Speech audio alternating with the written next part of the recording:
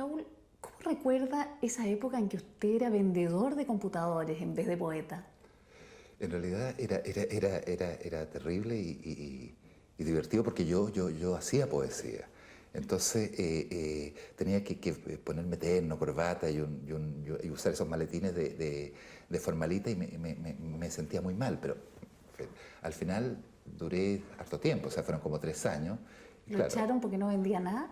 no, en realidad vendía, porque si no me hubieran echado de inmediato.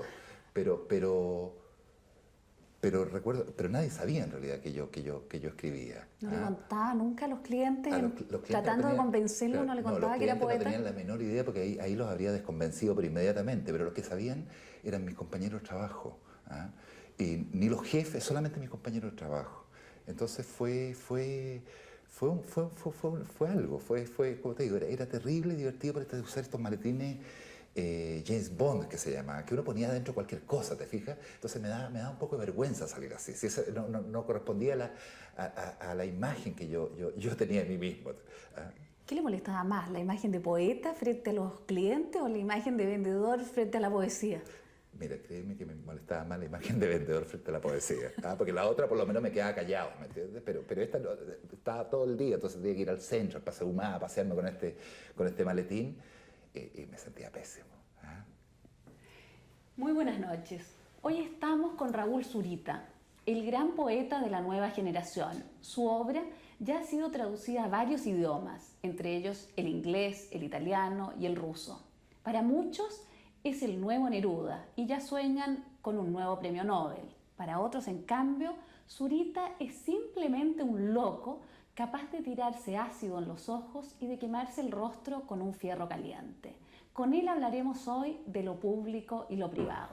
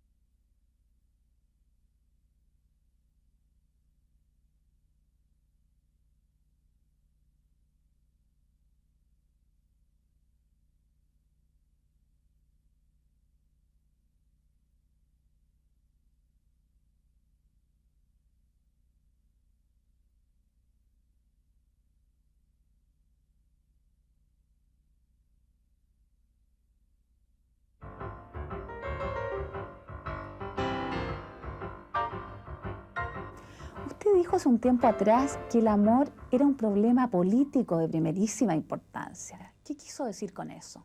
Bueno, digo que el amor es el problema fundamental. ¿Ah? Es el problema por el cual tienen que organizarse todas las sociedades, organizarse todos los gobiernos, organizarse todos los comportamientos. Eso. Pero eso suena tremendamente poético, muy lindo. ¿Pero se imagina realmente a los parlamentarios hablando del amor? Debería en realidad imaginármelos con más fuerza probablemente, pero es el tema de los temas, es el tema que subyace a todos los temas. Cuando hablamos de buen gobierno, cuando estamos hablando de un municipio, cuando estamos hablando de que hay que sacar la basura, cuando estamos hablando que hay que preservar el ambiente, que hay que cuidar el smog, cuando estamos hablando de desaparecidos, cuando estamos hablando de perdón, de reconciliación, estamos finalmente hablando de amor. Estamos hablando de amor y estamos suponiendo, ¿cierto?, que en el fondo, y a pesar de todo, somos hermanos. Por último, ¿qué otra cosa podemos ser? ¿Y usted cree que nuestros políticos lo viven así? La política está pasando por una gran crisis, y no solamente en Chile, sino que en realidad en todo el mundo, marcado sobre todo por la falta por la falta de ideales, por la falta de sueños. Y esto es parte de ese vacío y de ese espejismo de los que hablo. ¿Ah? Creo que eso está produciendo un hueco horrible. ¿Ah? Sin embargo, se debe volver a hablar de los temas que sí son importantes. ¿Usted prefería el mundo con ideologías? No, pero entre males es muy terrible tener que escoger el menos malo. ¿Ah? No estoy por ese mundo, no estoy por el mundo de las quemas de brujas de la Inquisición. ¿Ah? No estoy por la quema de los cátaros, de los valdenses en la Edad Media. No estoy por el estalinismo. Pero tampoco puedo estar por un mundo absolutamente vacío de ideales, vacío de sueños y finalmente vacío de amor. ¿Usted se sigue definiendo como un hombre de izquierda? Sí. ¿Qué es hoy ser un hombre de izquierda? Es entender, ¿cierto?, que la justicia y la igualdad profunda de los unos con los otros, es parte del destino con el que fuimos arrojados sobre esta tierra. Raúl, vamos a su poesía. Vamos. Usted ha escrito En los cielos de Nueva York, ha escrito ahora hace poco En el desierto de Atacama. Todo esto es tan grande, tan poco chileno. Los chilenos hablamos del cafecito, de espérenos un ratito. ¿Cómo es este poeta chileno que hace cosas tan grandes, tan ajenas al ser chileno? Yo no sé si es ajena al ser chileno, por el contrario, nosotros tenemos la cordillera de los Andes, tenemos un desierto absolutamente increíble, grandioso. ¿Pero Estamos usted cree que eso frente se al refleja, Pacífico, se refleja en nuestra personalidad eso? ¿No somos más bien apocados, pudorosos? Creo que, y esto lo que digo me parece peligroso, creo que somos superficialmente apocados. Y más bien, y tendemos muy rápidamente, ¿cierto?, a caer en la arrogancia y en la soberbia. Yo no sé si esto de lo que se habla del carácter chileno, ¿cierto?, sea en realidad tan real. Es la primera apariencia. ¿Somos unos prepotentes encubiertos? Podemos fácilmente caer en la prepotencia y desgraciadamente nuestra historia está llena de ejemplos que lo demuestran. Raúl, lo invito a ver algo de esos cielos y de ese desierto de Atacama.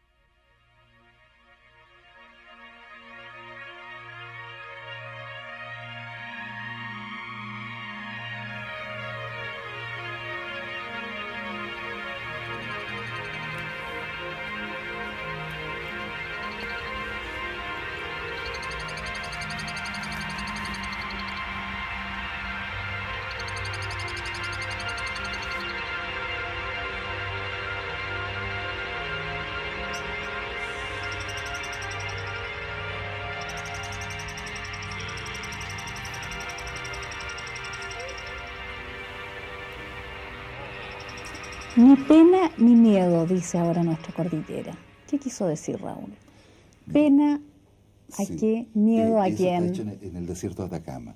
En realidad lo veo y me parece maravilloso.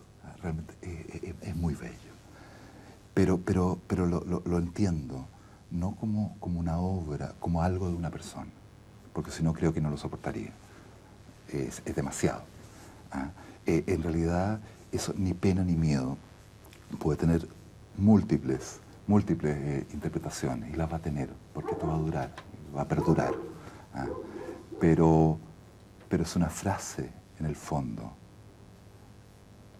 que ojalá nos acompañe, ¿cierto?, en las travesías, y muchas de ellas en las travesías por el desierto que probablemente nos espera. Usted ha escrito en el desierto su poema para ser visto exclusivamente desde los aviones. ¿No es eso un poco elitista? No lo pondría en esos términos. Yo, al hacerlo, pensé en que era una comunidad y era un pueblo que estaba dando un testimonio de sí mismo con esa frase. Tal como otros pueblos antes dieron lo suyo. En el sur del Perú están unos famosos dibujos que se ven solamente desde el aire, que son las líneas de Nazca. Y nuestro norte está poblado, está lleno de dibujos, ¿cierto? Que se llaman geoglifos, que se pueden ver desde las alturas. Yo lo vi un poco también como un homenaje y como un encuentro con esos pueblos que vivieron mucho antes que nosotros y que también, sea lo que sea que digan sus mensajes, esos dibujos que son bastante indescifrables, están sobre todo diciendo: estamos vivos, esto hemos sido, queremos encontrarnos con ustedes los que vienen. Su poema se verá apenas uno entre a Chile por avión. ¿Está con esto tratando un poco de cambiar nuestro escudo nacional? En vez de por la razón o la fuerza, aquí ahora vamos a decir ni pena ni miedo. Es mucho más bello ni pena ni miedo que por la razón o la fuerza, en todo caso. Raúl, como recordábamos recién, hace unos años atrás, usted se echó ácido en los ojos para experimentar la ceguera, según dijo después. ¿Cómo fue eso? ¿Qué buscaba con eso? No es tan así. O sea, el hecho es sí, pero hay que verlo dentro de un contexto. Además, esto no era para experimentar la ceguera, era bastante más drástico, era para quedarme ciego. Pero tenía que ver con algo que lo máximo de lo que se ve, porque eran unas escrituras en el cielo. Entonces yo quería que quien había ideado esa escritura sobre el cielo fuese quien no las podía ver. En fin, afortunadamente no resultó. Y pude ver esa escritura en el cielo, y desde entonces, pues esto fue hace muchos años atrás, soy una especie de renacido al placer de mirar. Raúl, ¿eso fue un acto de locura? ¿Cómo lo ve? ¿Qué le pasaba en esa época? No es que me pasaba, ¿cierto? Sino que el acto de la poesía, la creación en sí, implica trabajar también con pasiones absolutas, frente al cual la ceguera, en realidad son solo parte de un modo de expresarse, a veces bastante extremo. Como digo, afortunadamente eso pasó, ¿cierto? Pero se entiende si uno ve qué sucedía en Chile en esos años. Se entiende si uno se imagina a alguien que por primera vez sale de Chile también, y sale y se va a Nueva York, y en Nueva York escribe estos poemas que los ven 5 millones de personas. Entonces, la ceguera confrontada con el cielo, o sea, con aquello que todos miramos, ¿cierto? Entonces, bueno, me parece todavía algo muy fuerte y muy bello. Pero te insisto, ¿cierto? Pensemos un poco qué eran esos años, qué era ese tiempo que vivíamos. Y ¿Cómo lo recuerda, Raúl, eso? Lo recuerdo de una forma absolutamente ambivalente, de dos maneras, ¿cierto? Una es, por supuesto, el terror, el miedo, la incertidumbre. Y por otro, es que creo que en ese tiempo, precisamente por este clima general, ¿cierto?, terrible, donde desaparecía gente, se podían de pronto establecer relaciones de amistad y de amor de una intensidad tal, ¿cierto?, que a pesar de todo lo que sufrimos, ¿cierto?, no puedo dejar de no recordarlo con nostalgia. ¿No es una contradicción, Raúl, eso? Absoluta. Es una contradicción absoluta, pero son las dos caras, ¿cierto? Siempre que salimos de estas situaciones, que por supuesto se ha dado en Chile un gran paso, no estoy recordando esto con amor, no, solamente estoy diciendo, ¿cierto?, que hay situaciones en las cuales realmente la intensidad de comunicación entre la gente, ¿cierto?, se hace tan fuerte precisamente porque se está viviendo una situación absolutamente precaria. Y yo vivía en una situación absolutamente dolorosa y precaria. En algunos días más se cumplen 20 años del golpe militar del 73. Ese día usted fue detenido, tengo entendido. ¿Por qué lo detuvieron? ¿Usted era un militante de izquierda? Mira, ¿Era yo, muy activo en política? ¿Qué pasaba? Yo era un militante de izquierda absolutamente inactivo en política, ¿ah? Pero el 11 de septiembre sí. Es que el golpe empezó en Valparaíso. ¿Ah? Entonces yo me acuerdo que había pasado toda la noche anterior sin dormir. ¿Ah? Y cuando iba llegando a la universidad para tomar desayuno, ¿ah? Estaban, qué sé yo, los militares, estaban presos a todo el mundo, entre ellos a mí, a los cocineros, al tipo que quería hacer el aseo. ¿Ah? Usted estudiaba en la Universidad de Santa María en esa época. O sea, había ¿Estudiaba terminado ingeniería? Sí. Había prácticamente terminado. ¿Ah? Y claro, bueno, y ahí empieza... y hay algo que después de todo también es divertido. Porque yo tuve un último pensamiento democrático que fue cuando vi que entraban los militares a la universidad, dije, ¿cómo están los ánimos? ¿Ah? Con lo exacerbado que están los ánimos, la que se va a armar por esta violación de la autonomía universitaria. No sospechaba que esa violación de la autonomía universitaria iba a durar casi 20 años. Raúl, ¿y qué pasó después? ¿Lo detuvieron? Sí, estuve en la bodega del Maipo, con muchísima gente. ¿Cómo fue esa experiencia? No fue grata. Fue una experiencia muy dura, muy dura, muy dura. Recuerdo también otra cosa, ¿cierto? En ese momento estaba con muchísima gente en esta bodega, en la bodega del barco, y uno no tenía, por supuesto, ninguna comunicación con el exterior, salvo que se veía una escoltilla arriba, por donde veía amanecer, atardecer, veía un trozo de cielo solamente. Y yo pensaba, sin embargo, en los seres cercanos, ¿cierto? Y de una u otra forma uno sabía que se comunicaba, no sé cómo, con ellos. Y que a veces, ¿cierto? Y que esa comunicación también era más intensa que haber llamado a alguien por teléfono. Entonces creo que esas cosas finalmente a uno lo hacen pervivir, digamos, en medio de situaciones tales que ahí sí, que sin ningún tipo de eufemismo, uno cree estar completamente loco. Porque el quiebre es tal, ¿cierto?, que es imposible adaptarse de un minuto a otro a dos situaciones tan absolutamente distintas. ¿Qué pensaba en esos días? ¿Cómo se explicaba que de un momento a otro hubiera pasado de ser un estudiante universitario de la Universidad de Santa María a estar en la bodega de un barco? No sé exactamente qué pensaba, ¿cierto? Salvo ver un espectáculo, ¿cierto?, de humillación de los unos sobre los otros. Me refiero sobre quienes estábamos ahí, de acoso, ¿cierto? Que no hay palabras en realidad que puedan realmente recrearlo ni revivirlo. Raúl, usted vive en Italia. Allí se vive hoy día una enorme crisis política marcada fundamentalmente por la corrupción.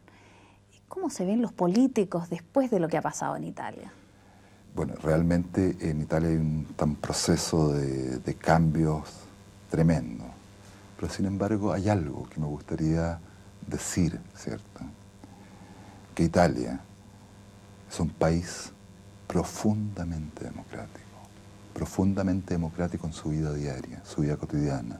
Tú estás en un restaurante y el hombre que te atiende se te sienta al lado, ¿cierto? Tú conversas con el hombre del café, con tu vecino, la gente habla entre ellas. Y su drama es que no ha construido instituciones que representen realmente esa democracia profunda, esa vocación profundamente democrática del pueblo italiano, a diferencia tal vez nuestra, donde tenemos instituciones prácticamente casi perfectas, ¿cierto? Un gran sistema de leyes, y sin embargo la democracia como un hecho de vida es algo que distamos demasiado todavía de conocer y de practicar. ¿Usted cree que los chilenos no somos democráticos? Creo que nuestra historia nos muestra demasiado, ¿cierto?, de que no ha sido, contra lo que se cree, el comportamiento democrático, el comportamiento dominante de la historia de nuestro país. ¿Usted cree que somos más bien autoritarios? Hay un amigo mapuche, un gran poeta, Licura Chihuailaf, que en los años del gobierno militar, de la dictadura, me decía esto: ahora ustedes se quejan y lloran mucho porque tienen muertos, porque tienen desaparecidos, porque están violando los derechos humanos, ¿cierto? Pero yo te quiero decir, ¿sí?, que esa es la historia secular de nosotros bajo la República de Chile. Esa dictadura, ¿cierto?, que vivimos no es tampoco un hecho casual. Hay demasiados germentos, muestra el desprecio por el pueblo mapuche, un racismo subterráneo que se demuestra en montones de cosas. La palabra china, por ejemplo, y miles de otras cosas, ¿cierto?, que están insertos en nuestra cotidianidad y en nuestra historia, que nos está narrando ante nosotros mismos tinieblas y abismos que necesariamente debemos enfrentar para entender lo que nos ha pasado y lo que nos puede también seguir pasando. ¿Usted cree que estamos empezando a tomar conciencia de esto o seguimos construyendo, como usted señala, un gran edificio perfecto de democracia en las leyes y en la Constitución y seguimos siendo profundamente antidemocráticos? Es preciso profundamente mirarnos, ¿cierto? Por eso no puedo hacer esta distinción, que si yo me siento víctima, ¿cierto? Por lo tanto no tengo responsabilidad de nada más. Yo me siento una víctima. Yo siento que sufrí mucho y que he sufrido mucho como millones de personas bajo el régimen militar. Pero no me siento en condiciones, a pesar de todo, de acusar a nadie. Somos también responsables por los victimarios. Ellos son parte también de nosotros. ¿Qué quiere decir con eso? Que en cada uno de nosotros, en cada uno de los chilenos, está el bueno y el malo, está la víctima y está el torturador. No, aquí han habido víctimas y victimarios, ¿cierto? Torturados y torturadores. Lo que quiero decir, ¿cierto?, es que mi responsabilidad individual frente a algo, ¿cierto?, no me salva, no me hace irresponsable, ¿cierto?, de lo que otros han hecho. Finalmente, es un país, es una nación, es un pueblo el que se ha dañado y el que se ha herido tremendamente a sí mismo. ¿Cree en definitiva que los chilenos todos debemos hacer un mea culpa entonces? Debemos pedirnos profundamente perdón los unos con los otros. Espérenos un momento, ya volvemos con Raúl Zurita hablando de lo público y lo privado.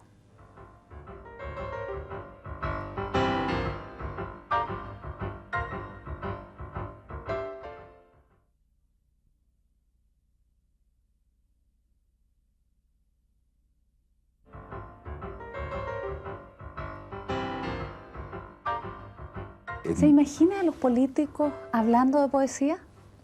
Me resulta un poco difícil, pero a algunos sí, a algunos absolutamente sí. Se los vamos a mostrar. ¿Cómo no? A raíz de esta entrevista le pedimos a algunos políticos que hablaran de poesía. Ahí está.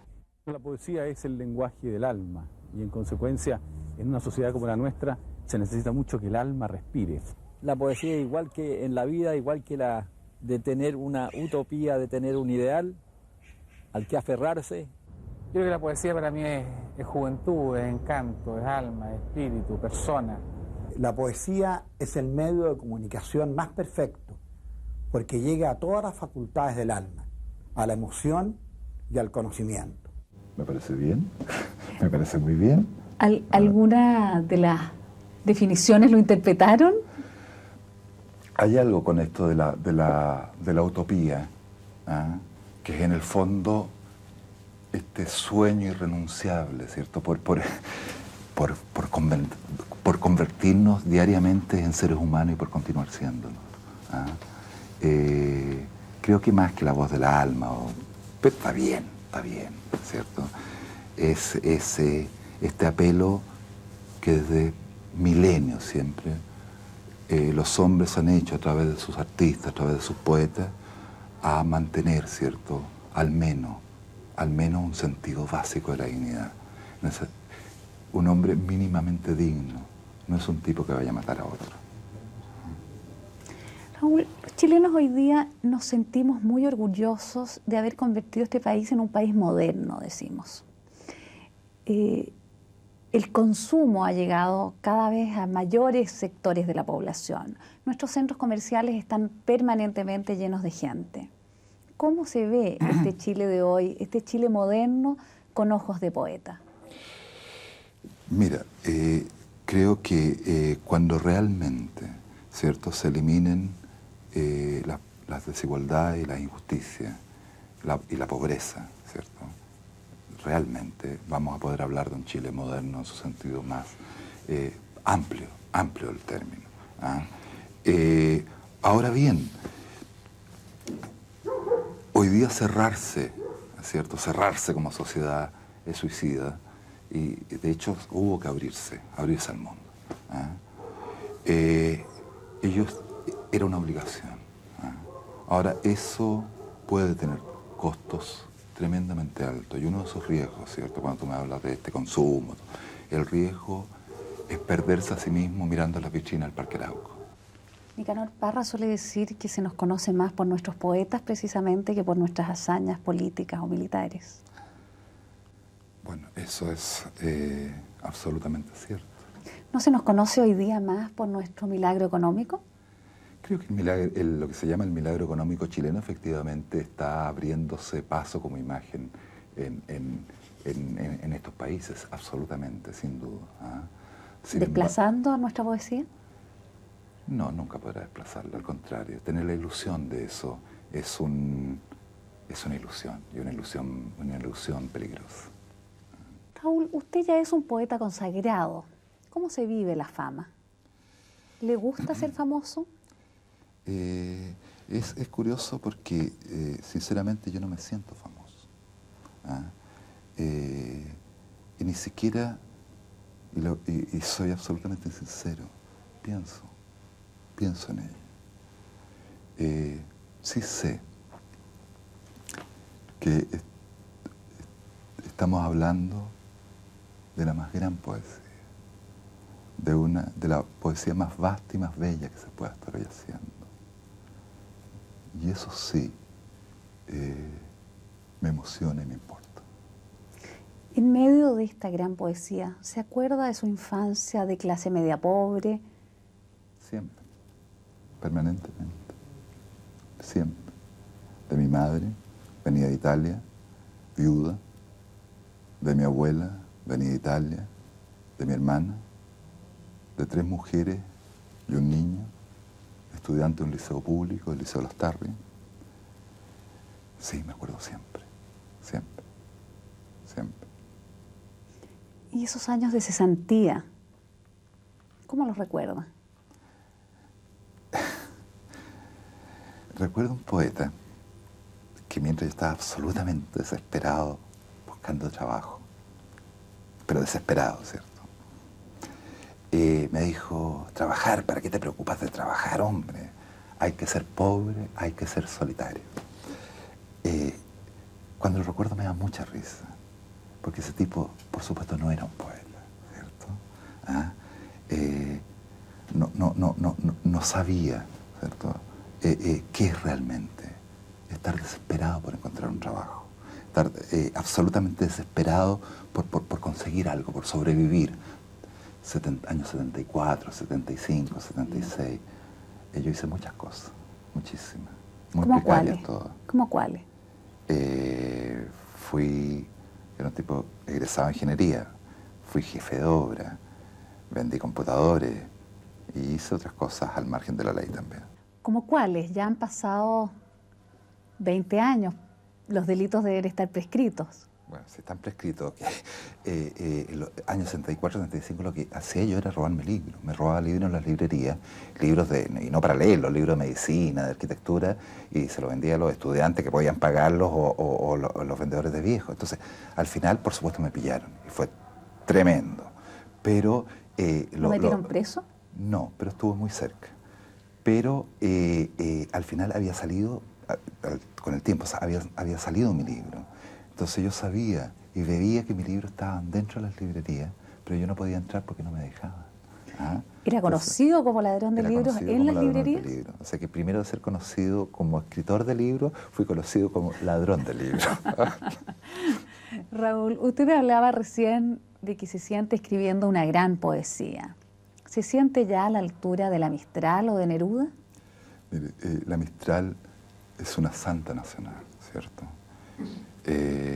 Neruda es un santo, es una...